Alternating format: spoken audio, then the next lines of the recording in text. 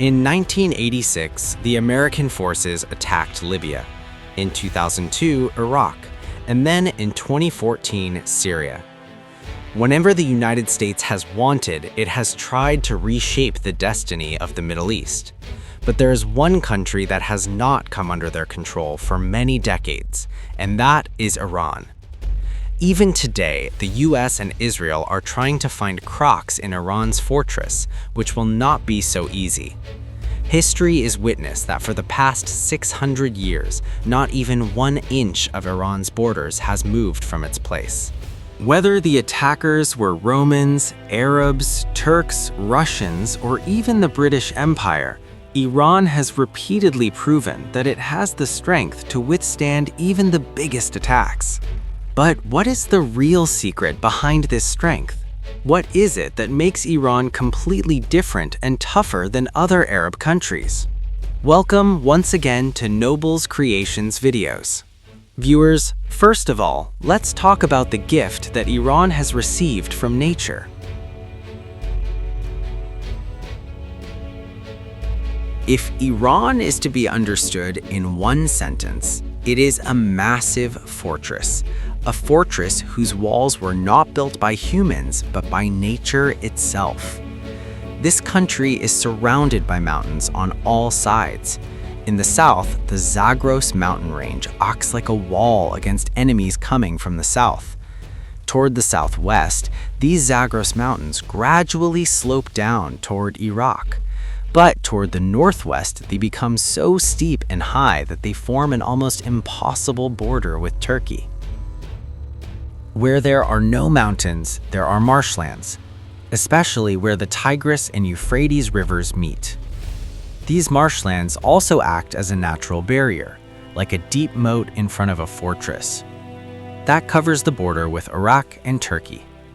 Now, if we look north, where the Caspian Sea or Azerbaijan lies, the Alborz mountain range is there for protection. Looking to the east, there are smaller mountain ranges wrapped around Iran like a ribbon, forming borders with Afghanistan and Pakistan. That means Iran is protected on all sides like a fortress by these mountains. And in the south, the Persian Gulf acts as the final wall of this fortress. If someone tries to invade through the Persian Gulf, they face mountains up to 1.5 kilometers high, stretching nearly 250 kilometers inland. To capture any country, its geographical location plays a crucial role. Similarly, these natural mountain ranges have kept Afghanistan protected to this day, whether the enemy was the Soviet Union or the United States. In the same way, these mountains are so vital for Iran's security that all attempts to conquer Iran in the last 600 years have failed. Beyond its borders, if we look inside Iran, there are 2 major deserts, Dasht-e-Kavir and Dasht-e-Lut. These are so barren that people are forced to live in mountainous areas. Out of Iran's total population of 90 million, most people live in these mountainous regions. This is why it has always been a nightmare for any foreign army to enter and control Iran. For enemies coming by land, there are logistical challenges on one side, and supply shortages, narrow routes, and harsh weather creating constant difficulties. But there is another side to this story. These same mountains that protect Iran also trap it. Historically, whenever Iran has tried to expand westward, these mountains have also become a barrier for Iran itself. That is why Iran does not fight direct wars to maintain influence in the south and west. Instead, it has built a network of Shia proxy groups, like Hezbollah in Lebanon, Houthis in Yemen, Islamic resistance in Iraq, and Hamas and Islamic Jihad in Palestine. That covers Iran's geographical advantage. Now let's move to the Strait of Hormuz. As mentioned before in another video, the Strait of Hormuz holds enormous strategic value for Iran. As you can see, the entire northern side of the Persian Gulf belongs solely to Iran, while the southern side is shared by 7 countries: Iraq, Kuwait, Saudi Arabia, Bahrain, Qatar, UAE, and Oman. The entrance to the Persian Gulf is called the Strait of Hormuz. Its northern coastline belongs only to Iran, while the southern side has a small portion of Oman. On Iran's side, Hormuz forms a V shape, which allows Iran to control it effectively from three sides. The southern part, belonging to Oman, is narrow and pointed. It also has tight mountainous terrain and extends only about 50 kilometers into Hormuz. At this point, it has always been relatively easy for Iran to block the Strait of Hormuz, and now, after US-Israel tensions, Iran has actually exercised this option. Iran has clearly stated that any ship approaching Hormuz will be destroyed. This allows Iran to pressure not only Gulf countries, but the entire world, because 20% of the world's oil and 90% of Qatar's LNG, along with 5% of the global economy, depends on this route. In 2025, the global economy was worth $120 trillion, and closing Hormuz could wipe out $6 trillion instantly. So if anyone tries to attack or occupy Iran, Iran has the powerful option of shutting Hormuz to pressure the world. Iran's third advantage is its long coastline. Iran's total perimeter is 8,731 kilometers, out of which 2,815 kilometers is coastline. This means 32% of its borders are coastal. And this is not an ordinary coastline. Normally, coasts have sandy beaches, but here there are mountains. Iran has installed missile batteries at secret locations in these mountains.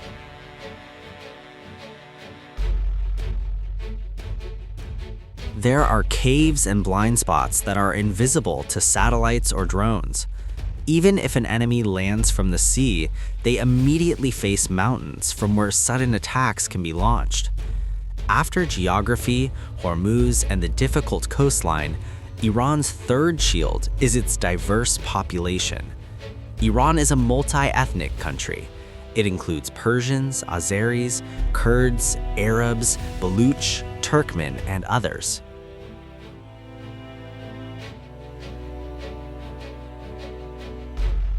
When a country has multiple ethnic groups, the biggest challenge is keeping everyone satisfied. Each group wants its rights and to protect its language and culture. In mountainous regions, different tribes live with their own languages and cultures. Many of them have centuries-old conflicts. Although Iran has united them under Shia Islam, protests still occur frequently.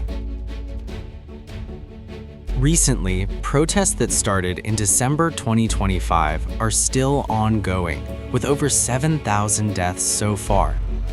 This is the biggest protest since the 1979 Islamic Revolution. Managing all these groups under one umbrella has always been difficult. Sometimes one group is unhappy, sometimes another. This diversity, while a challenge for Iran, is an even bigger challenge for any invading force.